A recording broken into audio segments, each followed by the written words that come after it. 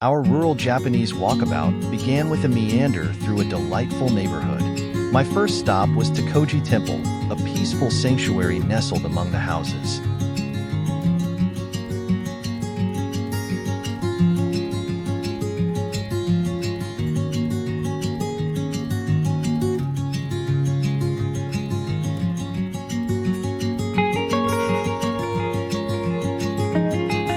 The charming houses gradually transformed into sprawling farmlands.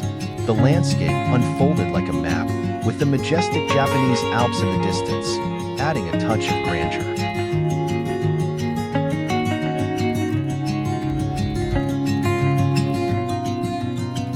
The final stop on my day trip, the Daio Wasabi Farm, is nourished by a pristine stream flowing from the Japanese Alps.